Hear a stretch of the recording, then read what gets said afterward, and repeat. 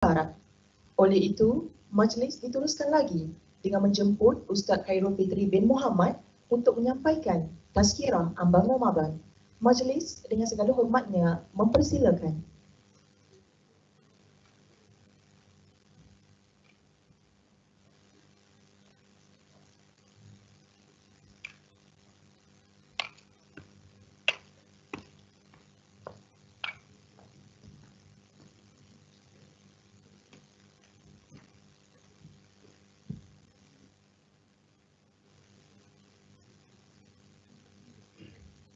Bismillahirrahmanirrahim. Assalamualaikum warahmatullahi wabarakatuh. Innal hamdalillah nahmaduhu wa nasta'inuhu wa nastahdihi wa nastaghfiruh wa na'udzu billahi min shururi anfusina wa min sayyiati a'malina. Innahu man yahdihillahu fahuwal muhtadi wa man yudlil falan tajida lahu waliyyan mursyida. Asyhadu an la ilaha illallah wa asyhadu anna Muhammadan 'abduhu wa rasuluh. Allahumma salli wa sallim ala habibina wa qudwatina sayyidina wa maulana Muhammad khatamul anbiya'i wal mursalin wa ala alihi wa ashabihi ajma'in, amma ba'd. Alhamdulillah, summa alhamdulillah. Pertama-tamanya kita sama-sama memanjatkan rasa syukur, menghadirkan rasa kesyukuran dan rasa terima kasih yang tidak terhingga kepada Allah Subhanahu wa taala. Kerana alhamdulillah sehingga pada saat ini Allah Subhanahu wa taala mengizinkan kepada kita untuk kita terus berada di atas muka bumi ini. Yang mana sekarang ni kita berada di bulan Syaban. Bulan Syaban juga tidak kurang hebatnya keberkatan yang Allah bagi pada bulan Syaban. Cuma tinggalnya kita ada 5 hari lagi untuk mengambil manfaat, mengambil keberkatan yang Allah tawarkan di dalam bulan Syaban. Namun Allah Subhanahu wa taala nak bagi lebih lagi kepada kita. Nak bagi ruang lagi. Insya-Allah dalam masa 5 hari termasuk hari ini kita akan menyambut Ramadan Al-Mubarak. Ramadan Al-Mubarak. Jadi next slide. Okay, apa maksud Ramadan? Apakah makna Ramadan? Ma makna Ramadan? Ramadan seperti mana mungkin tuan-tuan pernah tengok maksud di sebalik Ramadan. Ramadan ni berasal daripada perkataan bahasa Arab, Ramaw, yang bermaksud panas. Kenapa panas? Panas yang sangat terik. Dinamakan demikian kerana pada bulan tersebut, yang mana kalender hijrah ni asal ni orang Arab pakai, dan dia menggambarkan bulan Ramadan tu seumpama panas terik di padang pasir. Maka makna panas tersebut diharapkan daripada konsep Ramadan itu dengan bulan puasa, diharapkan kita mohon dengan penuh pengharapan puasa yang kita lalui itu diharapkan dapat membakar, dapat menghancurkan, dapat mendilik semua dosa-dosa kekotoran, dosa yang ada pada diri kita dan pada orang yang berpuasa. Makna kata kalau kita berpuasa nanti kita kena aware, kita kena sedar, kita kena bahasa orang-orang ulama' kata kita hadir hati kita bersama dengan puasa. Bukan sekadar kita puasa tahan lapar, tahan minum saja. Kita hadir, kita menghayati. Jadi bila kita ada penghayatan tu, kita hadir hati kita, kita masuk ke dalam bulan puasa tu, mudah-mudahan kita mohon dalam keadaan kita sentiasa berdoa. Istimrar, konsisten kita berdoa, kita mohon pengampunan daripada Allah Subhanahu wa taala. Insya-Allah Allah akan dengar doa kita. Tambah-tambah bulan Ramadan. Nanti saya akan cerita apa kelebihan-kelebihan sebahagian kecil lah. Sebab bulan Ramadan ni banyak syarat dengan pahala, syarat dengan manfaat dan benefit yang Allah nak bagi pada kita. Okay, next slide. Okay, antara perkara yang orang Islam, kita semua sebagai seorang Muslim, kita faham puasa wajib. Puasa yang mana? Dalam Islam ada 5 hari, ada beberapa puasa yang diwajibkan. Pertama, puasa di bulan Ramadan. Yang kedua, puasa nazar. Yang ketiga, puasa kafarah. Dan yang keempat apa dia? Puasa ganti lah. Puasa ganti yang wajib. Macam sekarang ni, nanti bulan Ramadan tak boleh nak puasa. Tak boleh nak puasa kerana uzur, kerana sakit ataupun sebab-sebab yang membolehkan dia berbuka puasa. maka dia kena ganti, wajib ganti. Sebab Ramadan dia mutayyakun, dia hanya khusus puasa pada bulan Ramadan hanya pada bulan Ramadan. So kalau tak boleh buat pada waktu tu, kena ganti. Macam solat zuhur lah. Solat zuhur, waktu zuhur lah kita solat. Tapi anda kata selepas habis waktu zuhur, tak boleh nak buat solat zuhur. Dah masuk waktu asar, maka kita wajib juga solat zuhur di dalam waktu asar qadaan. Sebagai qada. Sebab tu kita niat, kalau niat solat zuhur dalam waktu asar, disebabkan kelalaian, disebabkan tak sempat kita nak buat zuhur tadi, maka kita kena niat, dalam niat kita tu, sahaja aku solat fardu zuhur 4 rakaat qada. Berbeza dengan solat zuhur dalam waktunya. Itu cerita ada kiasan sikit lah. Okay, balik pada bulan Ramadan, sama juga. Bulan yang ditentukan untuk berpuasa ni, bila dah habis puasa, tak penuh, tak sempat, ada beberapa hari tak boleh kita nak puasa, maka wajib kita ganti bahagian yang tidak boleh kita puasa tadi. Okay, firman Allah Subhanahu Wa Taala ini dalil dia. Ini dalil asalnya. Macam mana puasa Ramadan itu diwajibkan. Firman Allah Subhanahu Wa Taala, A'udzu billahi minasyaitonir rajim. Ya ayyuhalladzina amanu kutiba alaikumus shiyam kama kutiba alal ladzina min qablikum la'allakum tattaqun. Ayat ini Allah Subhanahu Wa Taala menyeru kepada orang-orang beriman. Orang-orang yang beriman diwajibkan kutiba. Perkataan kutiba ni bahasa Arab. Kalau perkataan kutiba dia asal kata ni kataba. Kataba ni dia banyak antara maksud yang lain menulis. Sebab itu daripada perkataan kataba keluarnya kitab, buku. Sebab di situ ada penulisan. Maktab. Kalau bahasa Arab maktab tu meja, tempat tulis. Maktabatun bahasa Arab bermaksud tempat buku punya buku. Di mana? Library. Maktabatun library.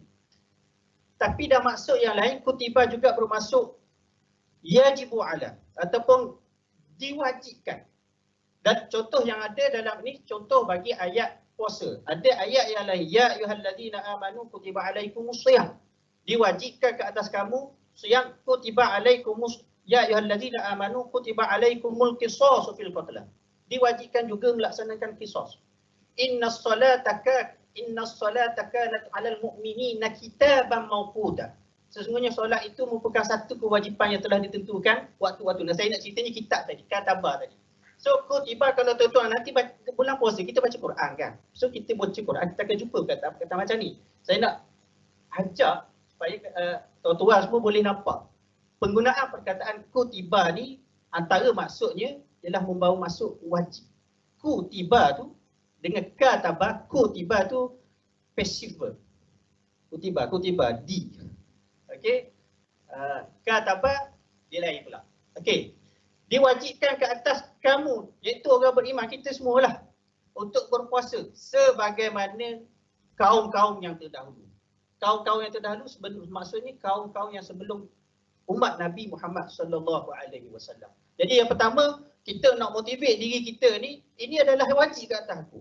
Seumpama wajibnya ke atas aku solat, wajib ke atas aku untuk melaksanakan zakat, membayar zakat.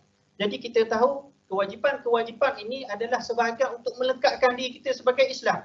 Sebab ini juga adalah rukun Islam. Rukun Islam bermaksud tidak kena buat. Arkanul Islam. Macam seumpama rumah yang rukun ni seumpama tiang pada rumah. Ibarat kalau tiang rumah tu ataupun tiang kemah, nampak sikit lah. Tiang kemah tak cukup tiang. Maka jadilah kemah itu tak sempurna ataupun tak panggil kemah pun. Begitulah juga rukun Islam. Rukun Islam salah satunya puasa. Maka puasa kalau kita tak buat, biasa kalau tuan-tuan tengok di luar sana, adalah terdapat. Puasa bukan main. Hebat puasa dia lebih pada orang yang hebat daripada dia lagi. Tapi solatnya tidak. Ramai mana yang berbuka puasa tapi maghrib tinggal. Ramai. Nanti tengoklah, mungkin ada tapi harap lepas COVID-19 ni semua insaflah. Okey, sebab tahun lepas dia kait dengan puasa, orang tak dapat solat tarawih kan. Dah solat tarawih kat rumah masing-masing. COVID-19 pun sebenarnya, kalau kita menerima ujian Allah Subhanahu Wa Taala melalui COVID-19 tu, sebenarnya secara tidak langsung dia nak bagi peringatan pada kita. Maknanya supaya ingat. Saya dah sebut pada majlis baca Yasin tu. Ahasiban nasu ya ayyuhallazina amanu ya ayyuhallazina ahasiban nasu an yutraku an yaqulu amanna wa hum la yuftanun. Adakah kamu mengira wahai orang-orang beriman, kamu mengaku kamu ni beriman, lalu Allah tidak akan uji kamu dengan ujian? Nak ceritanya Allah Subhanahu Wa Taala telah menetapkan kita ni orang yang beriman mesti ada ujian ni. So bagaimana kita nak melalui ujian itu? Ujian itu pula adalah syarat kita ataupun cara untuk mendekatkan kita kembali kepada Allah Subhanahu Wa Taala. Jadi yang pertama, puasa kita tahu, puasa kita faham dalam kepala otak kita adalah satu kewajipan yang wajib kita buat untuk memenuhi kefarduan yang telah ditetapkan atas kita. Okay, next.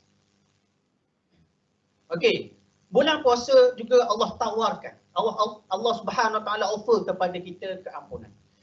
Melalui Nabi SAW sebut, man shoma ramadhana, man qama ramadhana, dalam riwayat yang lain, man shoma ramadhana imana wa ihtisaba ghufira lahu ma taqaddama min zambihi. Barang siapa yang berpuasa, maknanya kita puasa dalam keadaan penuh keimanan, macam saya sebut tadilah, penuh penghayatan, penuh menjaga syarat-syarat wajib, syarat-syarat puasanya.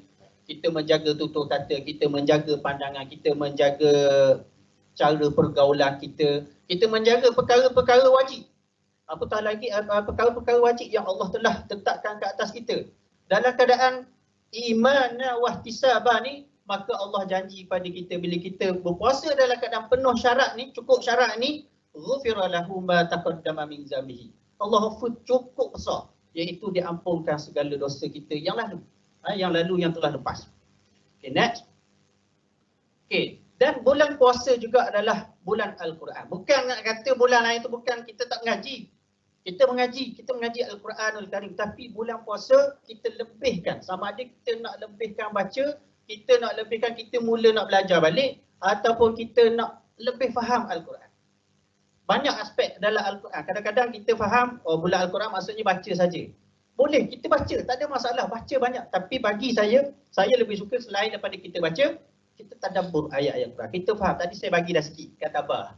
Sikit je lah, belum lagi hamidah, ahmadu, hamdu, maknanya syukur. Okey, perkataan syukur. Sebab kita, penggunaan kita setiap hari, kadang-kadang kita punya percakapan kita bahasa Melayu pun ada ambil bahasa Arab. Ada perkataan-perkataan itu diguna dalam Al-Quran. Okey, syahrul Ramadan alladhi unzila fihi al-Quran hudan lin-nasi wa bayyinatin minal huda wal furqan. Jadi nak ceritanya bulan puasa, bulan Ramadan adalah bulan Al-Quran. Bulan supaya kita cubalah kita kita memperbanyakkanlah. Saya percaya tuan-tuan semua hampir tiap-tiap hari baca. Tiap-tiap hari baca. Buktinya kita solat, kita baca Al-Fatihah. Baca Fatihah 17 kali sehari semalam. 17 rakaat. Wajib.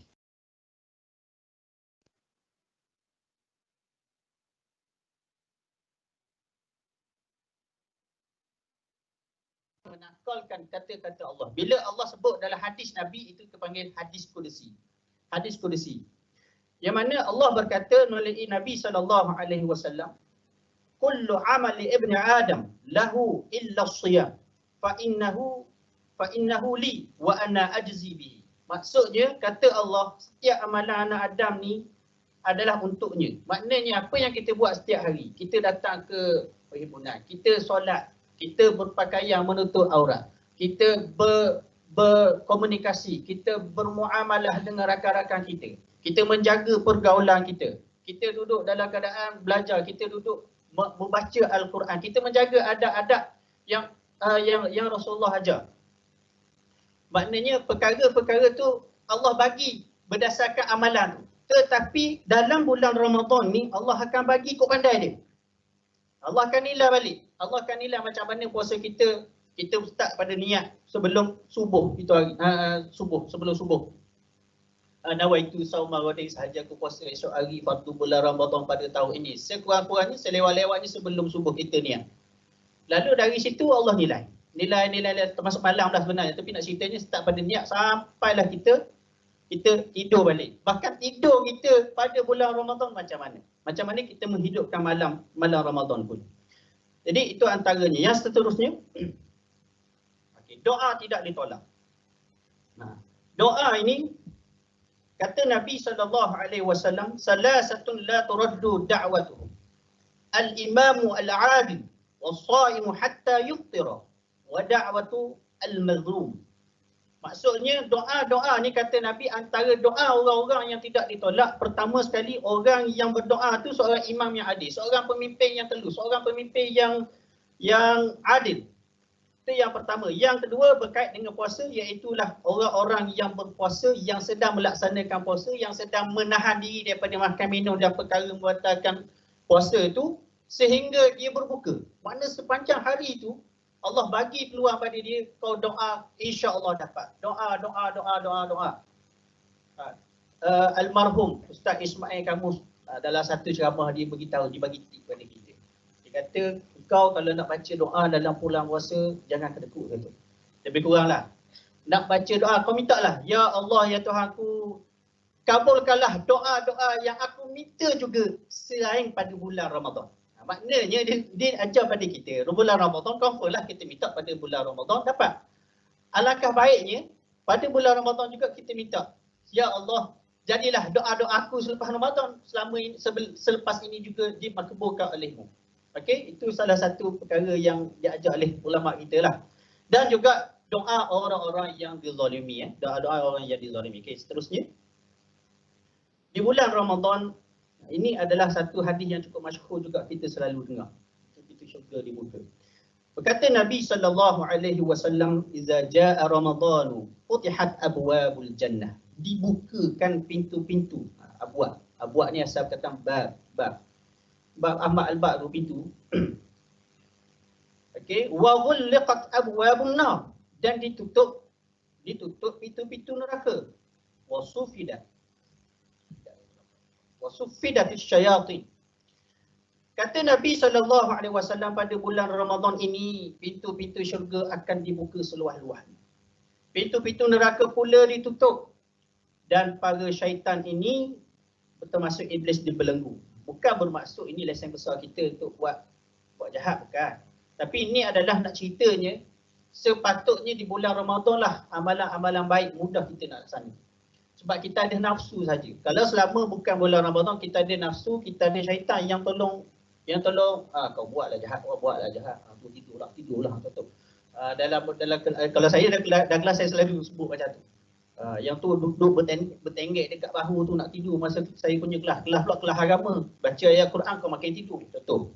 Tu contoh ada syaitan lah tu.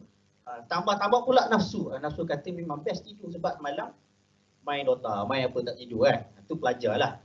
Jadi nak ceritanya di bulan Ramadan bilanya tak ada syaitan ni bukan bermaksud kita makin tu kita ada nafsu lagi yang masih ada kita yang selalu mendorong kita untuk buat jahat.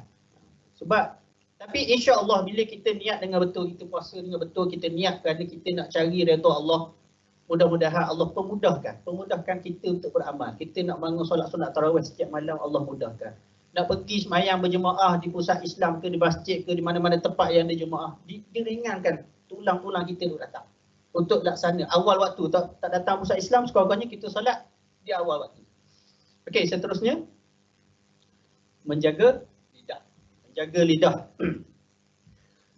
Berkata Nabi SAW, riwayat daripada Abu Hurairah radhiyallahu anhu, "Iza asbaha ahadukum yawman sha'ima fala yarfus wala yajhal fa inna mru'un syatamahu aw qatalahu falyakul inni sha'im." Kata Rasulullah SAW, apabila seseorang kamu berpuasa, janganlah bercakap perkara-perkara kotor dan sia-sia, cakap benda yang tak berfaedah. Dan dilarang juga bertengkar, bergaduh dan memaki hamun. Apabila ia dimaki hamun, dan jika sekiranya kita ni orang berpuasa, kita ada kena maki hamun juga. Rasa nak datang nak marah juga. Okey?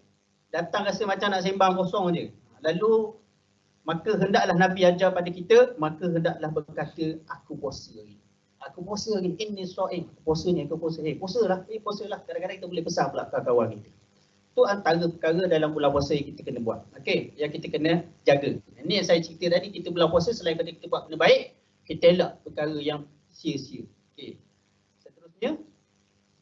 Okey, saya ni antara yang terakhir untuk sesi saya sekejap ni. Al-Quran dan juga puasa sebagai syafaat.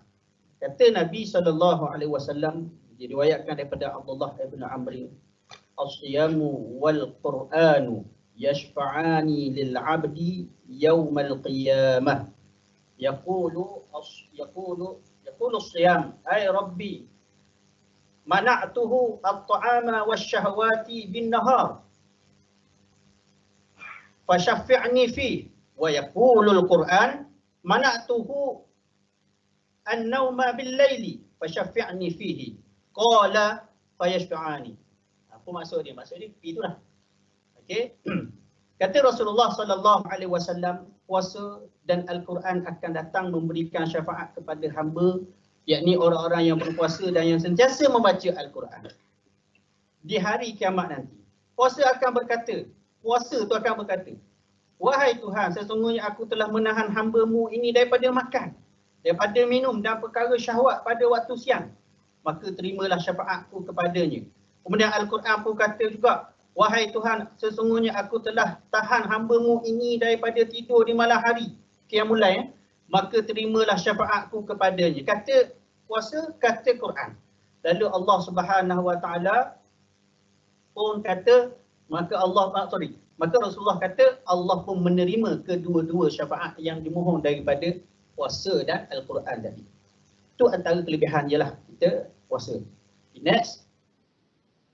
Last sekali, mudah-mudahan kita nak menerima kehadiran Ramadan ini, kita awal-awal lagi kita bersihkan diri kita, dosa kita dengan orang, dosa kita tidak melibatkan dengan Allah. Dengan Allah kita minta dengan Allah dalam solat, dalam doa.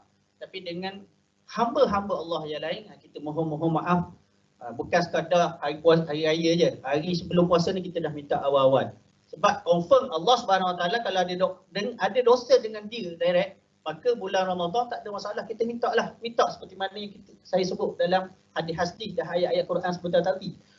Tapi bagi dosa yang melibatkan antara manusia, itu kita kena deal dengan manusia. Silap-silap kalau kita Allah Subhanahu Wa Taala dengan andai kata Allah tarik nyawa kita tak sempat minta maaf, maka kelihnya hari akhirat nantilah. Sebab tu kita minta supaya orang yang ada hutang tu, yang ada hutang ke, kalau boleh dan ada dosa tu kita sama-sama kosong-kosong dulu. Okey? Dan ni antara perkara yang kita boleh buat lah, banyaklah. Ini berpuasa pada siang, menghidupkan malam, qiyamul lail, meningkatkan amalan harian, menunaikan solat tarawih, bertadarus, menunaikan zakat fitrah, beriktikaf 10 malam terakhir, memperbanyakkan sedekah ataupun infak, memberi makanan kepada orang yang berpuasa, it'amus shaimin, bersahur. Sahur pun sunat, bersederhana dalam berbelanja dan makan minum, menjaga panca indera. Selain pada lidah tadi, kita jaga mata, kita jaga telinga dan sebagainya. Dan last sekali, next, kalau ada hukum-hukum yang berkait, kalau tuan-tuan ada nak tanya, boleh rujuk website-website yang ada autoriti lah. Bagi kita rujuklah tempat-tempat yang autoriti. Kalau tak faham, boleh tanya kita orang ustaz-ustaz di JBA, Ustazah pun ada. Kita akan cuba selesaikan masalah hukum-hukum yang berkait dengan tuan-tuan. PM saja, insya-Allah kita akan cuba selesaikan. Aku qauli hadza wa astaghfirullahal azim li wa lakum. Apa baik datang daripada Allah, apa yang kuat itu datang daripada kelemahan diri saya. Mudah-mudahan semua dapat manfaat, insya-Allah. Assalamualaikum warahmatullahi wabarakatuh. Majlis mengucapkan